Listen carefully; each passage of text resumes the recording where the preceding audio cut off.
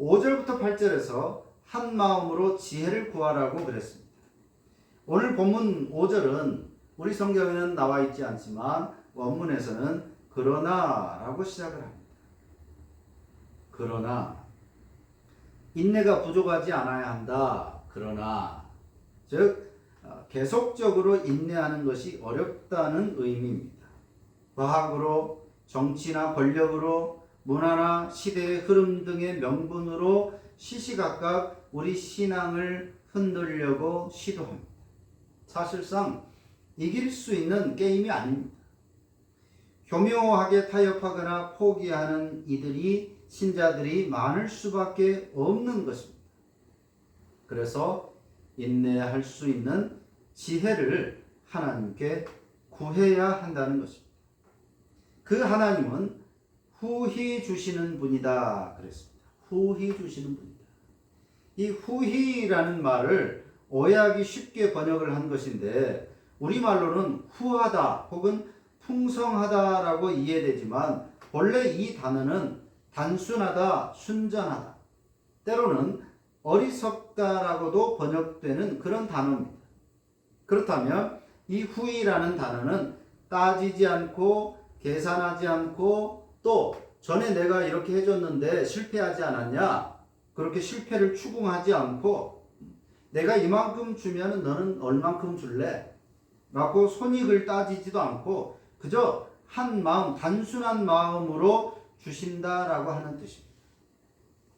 꾸짖지 않고 언제든지 주신다라고 하는 것입니다. 하나님께서는 우리에게 지혜를 언제든지 주신다는 것입니다. 묻지도 따지지도 않고. 그것이 바로 이 후히라고 번역된 단어입니다. 한 마음, 하나님은 우리에게 주시기로 결정해버리고 못을 박아버렸습니다. 그래서 언제든지 우리가 구하면 주신다는 것입니다. 하나님이 그러하시다면 언제든지 우리에게 구하면 지혜를 주신다고 했다면 우리도 신자들도 믿음으로 구하고 그 하나님을 믿고 구하고 의심하지 않아야 한다. 그렇게 말씀하고 있습니다. 하나님은 언제든지 구하기만 하면 주신다. 하나의 마음밖에 없다. 그렇게 말씀하고 있는데 구하면서 의심한다? 이것은 옳지 않다는 것입니다. 아무런 꿍꿍이가 없이 후히 곧 한 마음으로 주시는 하나님이심을 믿고 신자들도 역시 구하기만 하면 주신다. 하나님은 그렇게 철석같이 믿고 지혜를 인내할 수 있는 지혜를 구하라고 말씀하고 있습니다. 그런데 8절에서 말씀하는 것처럼 사람은 항상 두 마음을 품는다라고 하는 것입니다. 여기 이 두 마음이 바로 후히라는 이 단어와 서로 매칭이 되는 겁니다. 오늘 우리 성경은 이 매칭을 이 라임을 맞춘 것인데 야고보는 이 라임 맞춘 것을 이해하지 못하고 번역을 후히라고 해버린 것이죠. 한 마음으로 했다면 더 좋을 뻔했는데 어쨌든 이 후히 한 마음과 8절에 사람은 두 마음을 가지고 있다. 이것과 연결시켜야 합니다. 하나님은 한 마음이지만 사람은 두 마음이다. 하나님께 기도하지만 나름 다른 방법을 또 생각하고 찾아준다는 것입니다. 여차하면 그것으로 갈아탈 심산, 소위 말하는 보험 든다 그런 말입니다. 언제나 두 마음, 세 마음, 세상과 또 하나님 쪽에 양다리를 걸치려는 것이 믿음 없는 사람들의 처세술입니다. 얄팍한 인내를 가진 사람들이 하는 그런 신앙의 모습들입니다. 기도하지만 기도하면서도 완전하게 믿지 않고 신뢰하지 않고 만약에 기도해도 안 되면 이렇게 해야지. 아니면 어떤 사람에게 부탁해 봐야지.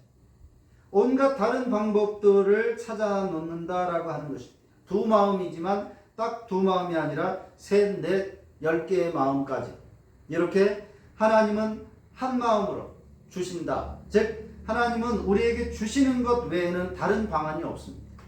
그러나 사람은 하나님 외에 수많은 갈래의 방법들을 생각해내는 그런 믿음을 가지고 있다라고 하는 것입니다. 이런 신앙은 하나님께 그 무엇도 받을 생각을 하지 말라 그랬습니다. 7절에서 이런 사람은 무엇이든지 주께 얻기를 생각하지도 말라.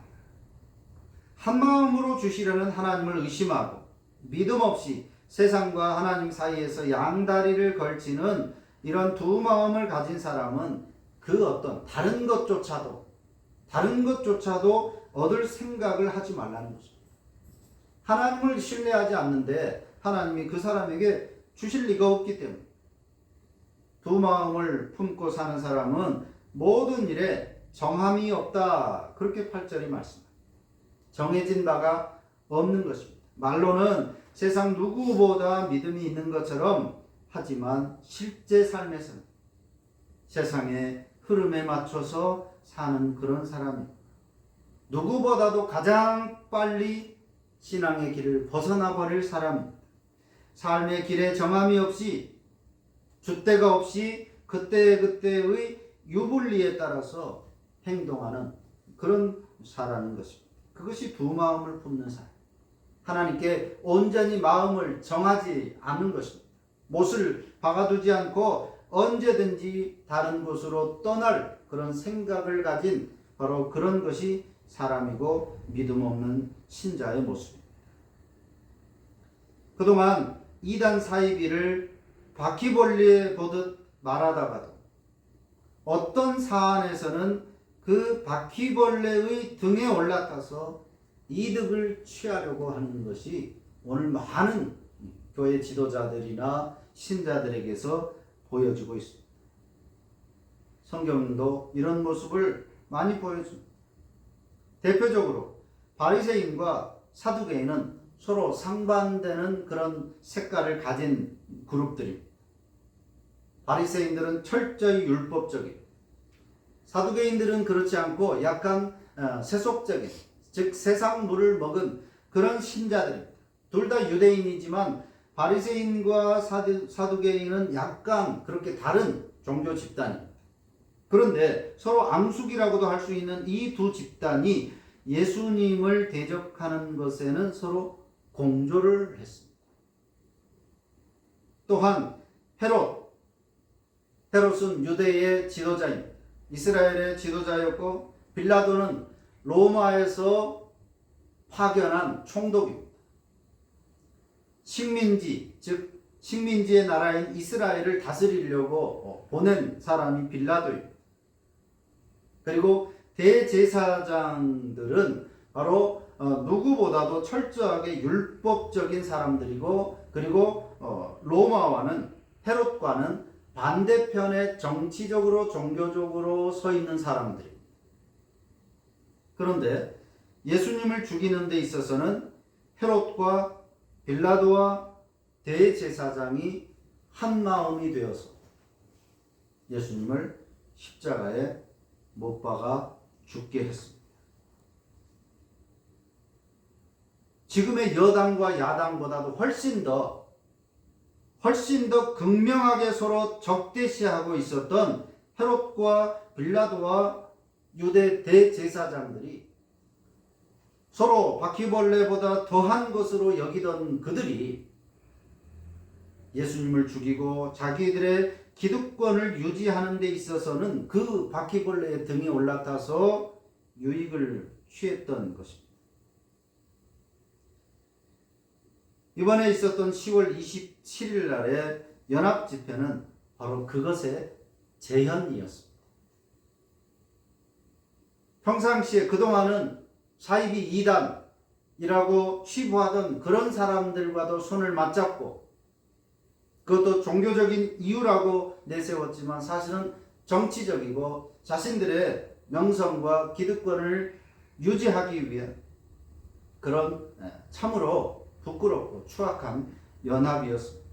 바리새인과 사두개인의 연합이었고 헤롯과 빌라도 대제사장들의 연합과 같은 다름없는 것이었습니다. 엄밀하게 말하면 그것은 우상 숭배였고 영적 간음의 현장이 바로 10월 27일의 연합 집회라고도 할 수 있을 만큼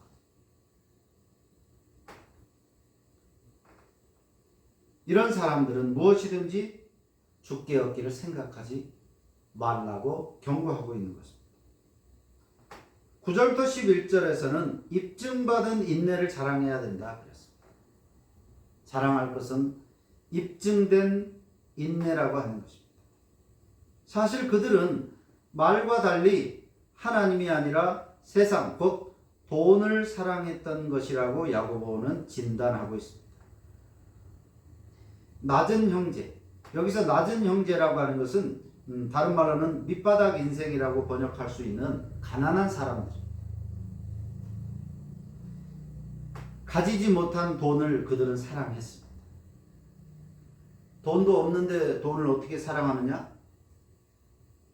가지지 않았지만 돈을 사랑했습니다. 가난한 자들.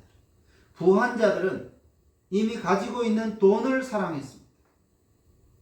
그리고 그것을 기준으로 열등감을 가지거나 혹은 자랑을 삼았던 것입니다. 심지어 믿음도 그 기준으로 판단했다는 데 심각성이 큰 것입니다.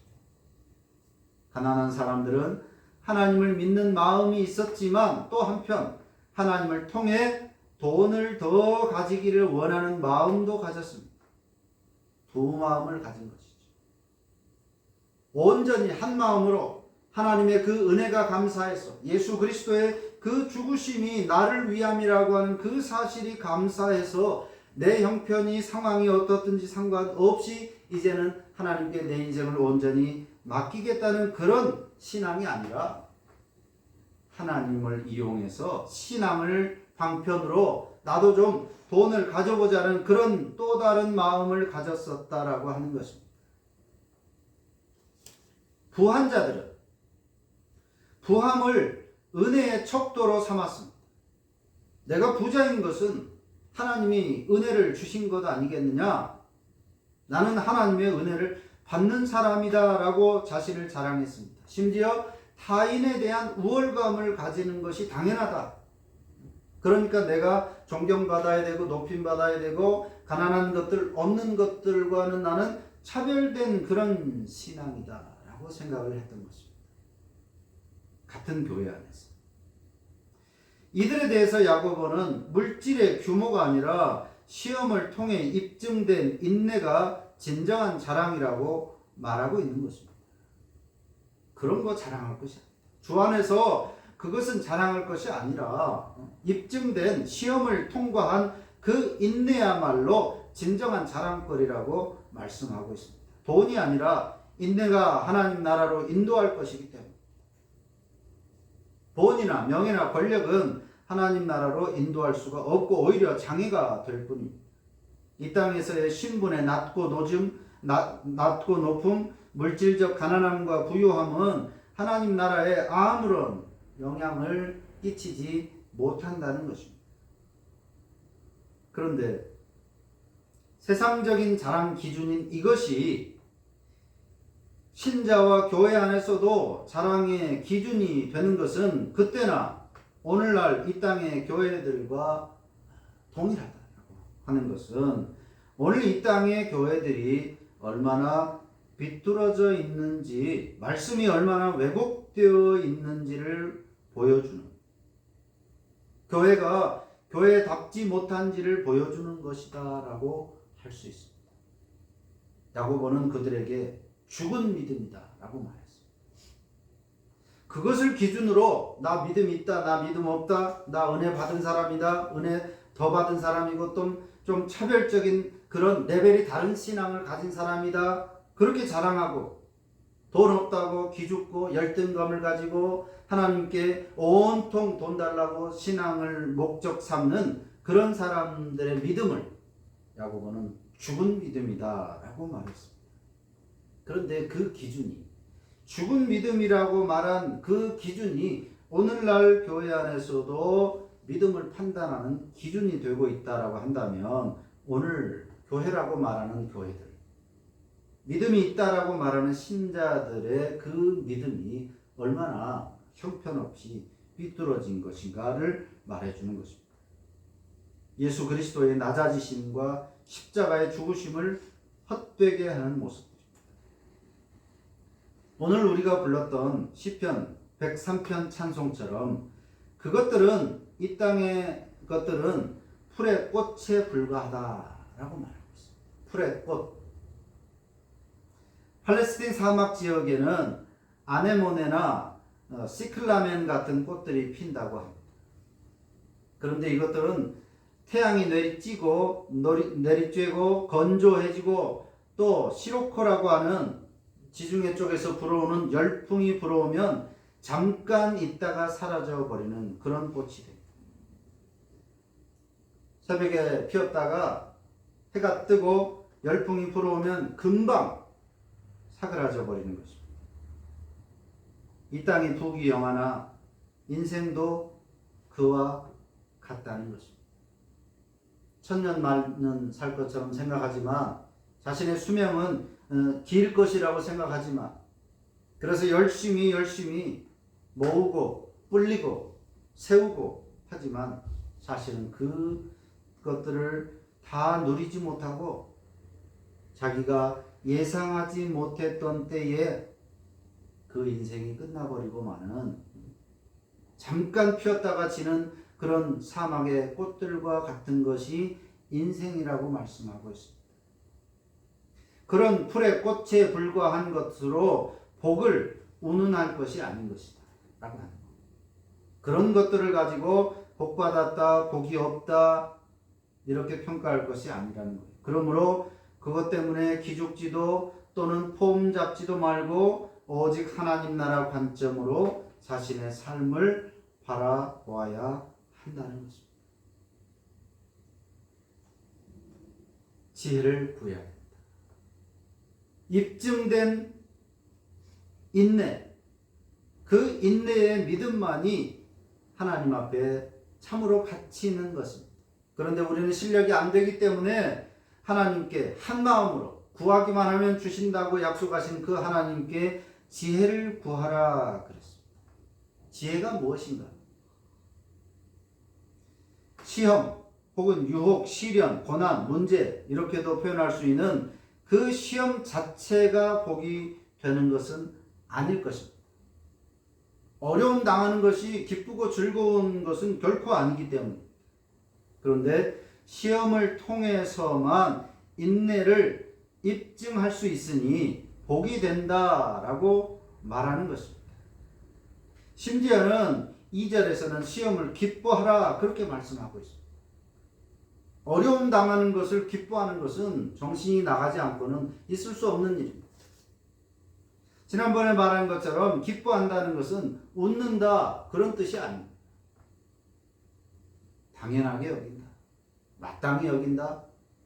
또 한 걸음 나가서 이로 인해서 내 믿음이 입증된다라고 하는 사실을 기꺼이 여긴다라는 그런 의미로도 생각할 수 있습니다. 진정한 복은 풀의 꽃에 불과한 물질에 있지 않습니다. 시험을 만났을 때 하나님께 구하기만 하면 후히 주시는 한 마음으로 주시는 하나님의 지혜야말로 진정한 복이다라고 하는 것입니다. 그로 인해서 내 믿음이 입증될 것입니다. 물론 세상에서 물질이라고 하는 것이 돈이라고 하는 것이 명예나 권력이라고 하는 것이 살아가는데 편리함을 주는 것은 사실입니다. 하지만 그것 때문에 오히려 신앙이 망가지는 사람들이 더 많습니다. 부지기수.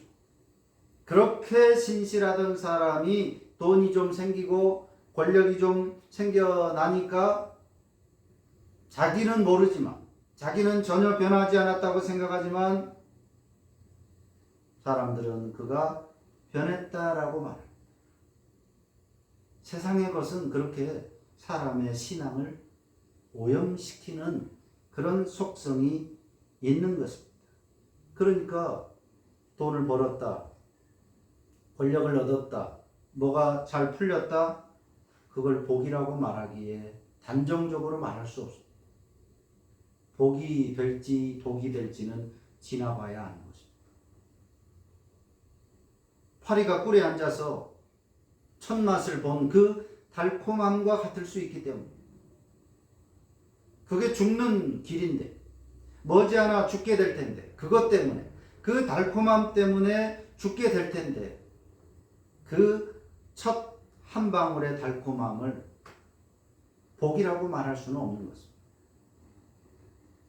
사는데 유리하고 편리하고 많은 이점들이 있는 것이 사실이지만, 그러나 그것을 복이라고 말할 수 없는 이유인 것입니다.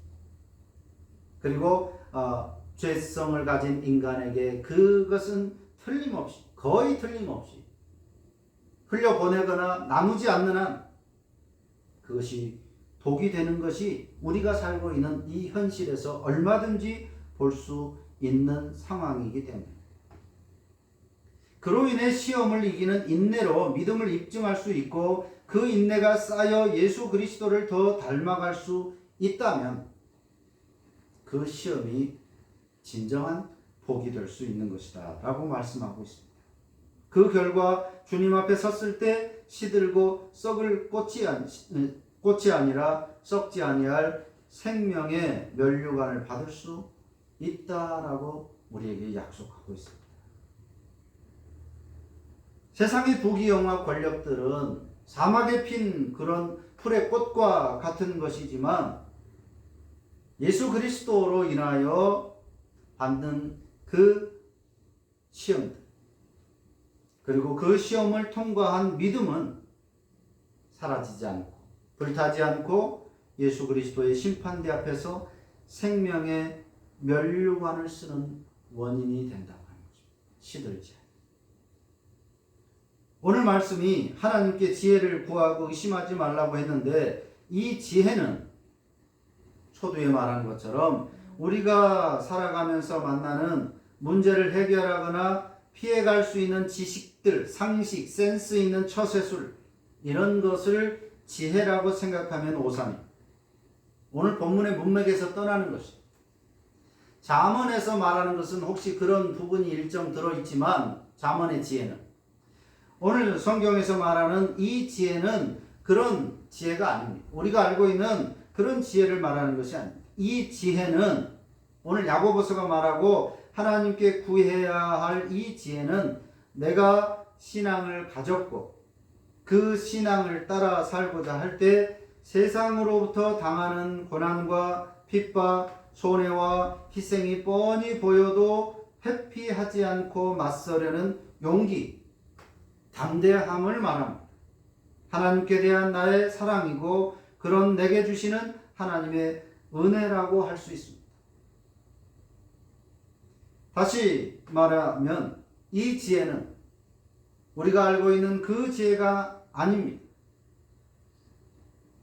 세상을 요리조리 잘 피해갈 수 있는, 문제를 지혜롭게 또 올바로 잘 처신할 수 있는 그런 센스나 상식, 눈치가 아니라고 하는 것입니다.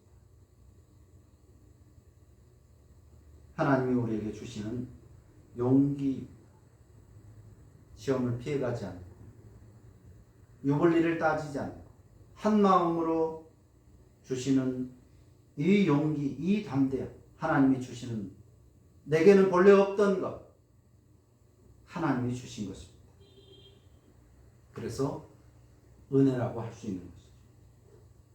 이 사랑과 은혜를 지혜로 표현할 수 있는 것입니다. 인내할 수 있는 원동력인 거죠.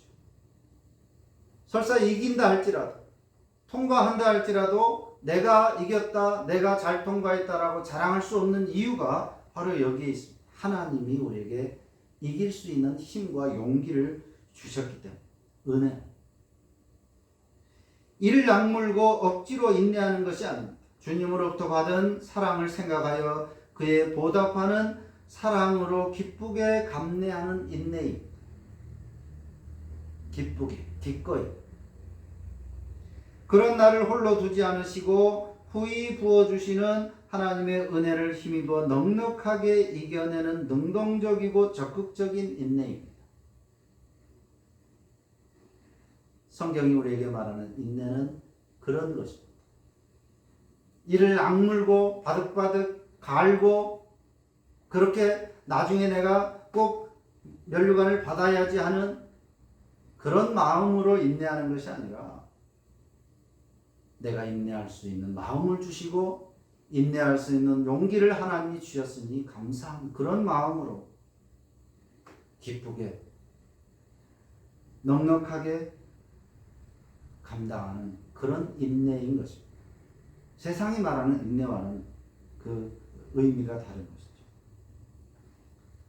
오늘 야고보 말씀을 통해서 우리는 한 마음으로 주시는 후히 한 마음으로 주시는 하나님의 그 지혜를 또 우리도 한 마음으로 구하며 온전한 인내를 이루어가는 그런 믿음의 삶. 죽은 믿음이 아니라 천년만년 죽은 믿음을 끌어안고 신앙인인 것처럼 착각하며 살아가는 그런 신자들이 아니라 살아 역동하는 그런 믿음. 날마다 싸우기를 마다하지 않고 맞서기를 마다하지 않는 그런 살아있는 그런 믿음을 날마다 다져가는 그런 신앙의 삶이 되어야 할 것입니다. 기도합니다.